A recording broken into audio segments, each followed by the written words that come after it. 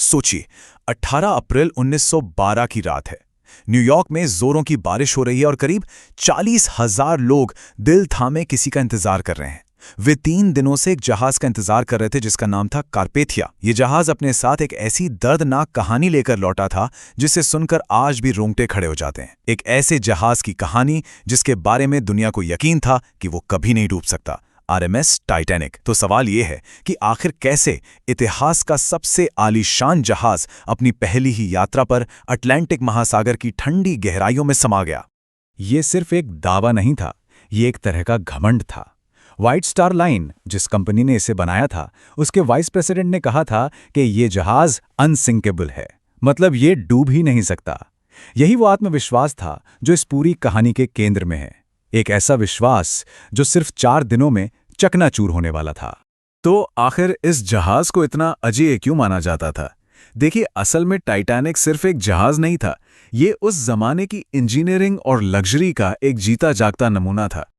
ये कोई आम जहाज नहीं था, बल्कि पानी पर तैरता हुआ एक 5 सितारा महल था। अंदर से इतना आलीशान कि इसकी भव्यता के चर्चे दुनिया भर में थे। सोचिए, 2 बड़ी बड़ी ग्रैंड सीढ़ियां, गर्म पानी वाला स्विमिंग पूल, जिम, 4 अलग अलग रेस्टोरेंट और यहां तक कि तुर्की बाथ भी। उस समय में ये सब किसी सपने जैसा था। ये सिर्फ सफर का एक जरिया नहीं था, ये खुद में एक मंजिल था। टाइटैनिक को अनसिंकेबल कहने के पीछे उसका खास डिजाइन था। इसकी सुरक्षा के 2 बड़े कारण थे। पहला, इसका डबल बॉटम हल, मतलब जहाज के निचले हिस्से में स्टील की 2 परतें थीं, ताकि अगर नीचे की परत किसी चीज से टकराकर टूट भी जाए तो दूसरी परत जहाज को सेफ रखे। और दूसरा, इसका सबसे बड़ा सेफ्टी फीचर, इसके 16 वाटरटाइट कंपार्टमेंट्स। जहाज को 16 अलग अलग हिस्सों में बांटा गया था और डिजाइन ऐसा था कि अगर 4 कंपार्टमेंट्स में भी पानी भर जाए तो भी ये जहाज डूबेगा नहीं, और एक साथ 4 कंपार्टमेंट्स का टूटना लगभग नामुमकिन माना जाता था। यही वो सवाल है जो आज 100 साल से भी ज्यादा समय के बाद लोगों को हैरान करता है। एक ऐसा जहाज जिसे इतनी सुरक्षा की गारंटी के साथ बनाया गया, वो अटलांटिक के बर्फीले पानी में आखिर समा कैसे गया? अब हम इसी गुत्थी को सुलझाने की कोशिश करेंगे। देखिए, टाइटैनिक की कहानी किसी एक गलती की नहीं है। ये छोटी बड़ी कई गलतियों, लापरवाहियों और गलत फैसलों की एक पूरी चेन थी जिसने इस शानदार जहाज को उसके अंजाम तक पहुंचा दिया। व्हाइट स्टार लाइन कंपनी पर जबरदस्त प्रेशर था। वो ये साबित करना चाहते थे कि टाइटैनिक न सिर्फ दुनिया का सबसे बड़ा और शानदार जहाज है, बल्कि सबसे तेज भी। लक्ष्य था 6 दिन में न्यूयॉर्क पहुंचना और एक नया रिकॉर्ड बनाना। इसी जल्दबाजी में कंपनी के चेयरमैन जोसेफ ब्रूस इसमे, जो खुद जहाज पर थे, उन्होंने कैप्टन स्मिथ पर जहाज को पूरी रफ्तार से चलाने का दबाव डाला। अब जरा ये नंबर देखिए। सिर्फ एक दिन में 14 अप्रैल को टाइटैनिक को बर्फ की चट्टानों यानी आइसबर्ग के बारे में 7 अलग अलग चेतावनियां मिली थीं। दूसरे जहाज जो उस रास्ते से गुजर रहे थे, वो लगातार वायरलेस पर मैसेज भेज रहे थे कि आगे का रास्ता बहुत खतरनाक है और बर्फ से भरा है। लेकिन इन चेतावनियों का हुआ क्या? इन्हें पूरी तरह नजरअंदाज कर दिया गया। जहाज की रफ्तार कम नहीं की गई। वो 21.5 नॉट्स यानी करीब 40 किलोमीटर प्रति घंटे की तेज रफ्तार से आगे बढ़ता रहा। कैप्टन स्मिथ ने जब बर्फ की चेतावनी के बारे में जहाज के मालिक ब्रूस इसमे को बताया तो उन्होंने इन चेतावनियों को ज्यादा तवज्जो नहीं दी। आखिरकार उनका जहाज तो अनसिंकेबल था।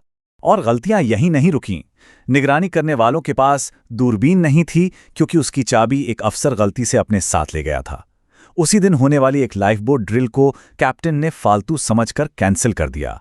जहाज को बनाने में पैसे बचाने के लिए स्टील की जगह कमजोर लोहे के रिवेट्स का इस्तेमाल किया गया था। और आखिर में जब आइसबर्ग सामने आया तो घबराहट में स्टीयरमैन ने जहाज को गलत दिशा में मोड़ दिया। तो चलिए, अब हम उस रात के उन पलों पर आते हैं जब ये सारी गलतियां मिलकर एक भयानक हादसे में बदल गईं। 14 अप्रैल 1912 की रात। आसमान में चांद नहीं था और समंदर बिल्कुल शांत था, जिससे आइसबर्ग को दूर से देख पाना और भी मुश्किल हो गया था। और फिर रात 11:39 पर सब कुछ बदल गया। निगरानी कर रहे फ्रेडरिक फ्लीट को सामने एक विशाल आइसबर्ग दिखाई दिया। उसने घंटी बजाई और ब्रिज पर फोन किया, लेकिन बहुत देर हो चुकी थी। ठीक 1 मिनट बाद 11:40 पर जहाज का दाहिना हिस्सा आइसबर्ग से टकरा गया। रात 12 बजे तक कैप्टन समझ गए थे कि जहाज डूब जाएगा और उन्होंने मदद के लिए सिग्नल भेजने का ऑर्डर दिया। 12:45 पर पहली लाइफ बोट पानी में उतारी गई और महज 2 घंटे 40 मिनट बाद सुबह 2:20 पर वो कभी न डूबने वाला जहाज अटलांटिक की गहराइयों में समा गया। जो लोग पानी में गिरे उनके लिए बचने का कोई मौका ही नहीं था। उस रात पानी का तापमान था -2 डिग्री सेल्सियस। इतने ठंडे पानी में हाइपोथर्मिया की वजह से कोई भी इंसान बस कुछ ही मिनटों से ज्यादा जिंदा नहीं रह सकता था। और यहीं पे वो अनसिंकेबल डिजाइन पूरी तरह फेल हो गया। टक्कर साइड से हुई थी तो डबल बॉटम हल किसी काम नहीं आया और आइसबर्ग ने 1 या 2 नहीं बल्कि एक साथ 6 कंपार्टमेंट्स को फाड़ दिया था। जहाज तो सिर्फ 4 कंपार्टमेंट्स में पानी भरने तक तैर सकता था। 6 कंपार्टमेंट्स में पानी भरने का मतलब था कि इसका डूबना अब तय था। टक्कर के बाद के घंटे खौफ, अफरा तफरी और अधूरी बचाव की कोशिशों से भरे थे। ये वो समय था जब इंसानी त्रासदी अपने चरम पर पहुंच चुकी थी और समस्या की जड़ बहुत गहरी थी। जहाज पर लगभग 2200 यात्री और क्रू मेंबर्स थे, लेकिन लाइफ बोट्स में जगह थी सिर्फ 1200 लोगों के लिए। इसका सीधा मतलब ये था कि अगर सब कुछ सही भी होता तब भी लगभग 1000 लोगों की मौत निश्चित थी। कंपनी ने यह सोचकर पूरी लाइफ बोट्स रखी ही नहीं थी कि जहाज तो कभी डूबेगा ही नहीं। और इस कमी के बावजूद जो लाइफ बोट्स थीं भी उनका ठीक से इस्तेमाल नहीं हुआ। अफरा तफरी और कन्फ्यूजन में शुरुआती लाइफ बोट्स को आधा खाली ही पानी में उतार दिया गया। कई यात्रियों को तो आखिरी वक्त तक यकीन ही नहीं हो रहा था कि टाइटैनिक सच में डूब सकता है, इसलिए वो लाइफ बोट में जाने से हिचकिचा रहे थे। नतीजा ये हुआ कि जाने बचाने की कीमती जगह बर्बाद हो गई। इसी बीच टाइटैनिक के डेक पर मौजूद लोगों को दूर क्षितिज पर एक जहाज की रोशनी दिखाई दे रही थी।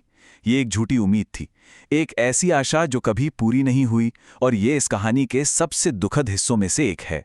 वो जहाज था SS कैलिफोर्नियन। ये टाइटैनिक से महज 37 किलोमीटर दूर था। उसके क्रू ने टाइटैनिक से आसमान में छोड़े गए रॉकेट देखे भी थे। उन्होंने अपने कैप्टन को बताया, लेकिन कैप्टन ने कहा यह कोई खतरे का सिग्नल नहीं है, शायद टाइटैनिक पर अमीर लोग पार्टी कर रहे हैं। और सबसे बड़ी बदकिस्मती ये थी कि उस जहाज ने रात के लिए अपना रेडियो बंद कर दिया था, इसलिए उन्हें टाइटैनिक का कोई मदद का सिग्नल नहीं मिला। अगर कैलिफोर्नियन उस रात मदद के लिए आ जाता तो शायद हर एक जान बचाई जा सकती थी। टाइटैनिक का डूबना सिर्फ एक हादसा नहीं था, ये एक चेतावनी थी जिसने हमेशा के लिए समुद्री सफर के नियमों को बदल कर रख दिया। इस त्रासदी से दुनिया ने कई जरूरी सबक सीखे। टाइटैनिक का मदद का सिग्नल RMS कारपैथिया नाम के एक जहाज को मिला था, जो लगभग 107 किलोमीटर दूर था। वो अपनी पूरी रफ्तार से मदद के लिए आया, लेकिन जब तक वो पहुंचा तब तक बहुत ज्यादा देर हो चुकी थी। उसे पहुंचने में टाइटैनिक के डूबने के बाद करीब 2 घंटे लग गए और वो सिर्फ 706 लोगों को ही बचा सका। इस एक हादसे ने पूरी इंडस्ट्री को हमेशा के लिए बदल दिया।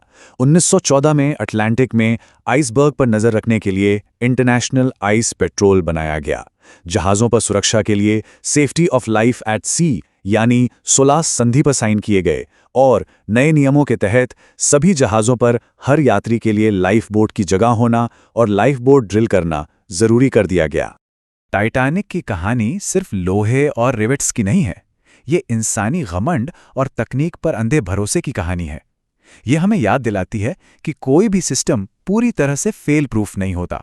तो आखिर में ये सवाल सोचने पर मजबूर करता है, आज की दुनिया में हम किन अनसिंकेबल सिस्टम्स पर, चाहे वो फाइनेंशियल हों, टेक्नोलॉजिकल हों या सामाजिक, आंखें मूंद कर भरोसा कर रहे हैं। इतिहास हमें यही सिखाता है कि सबसे बड़ी आपदाएं तब आती हैं जब हम ये मान लेते हैं कि हम अजेय हैं।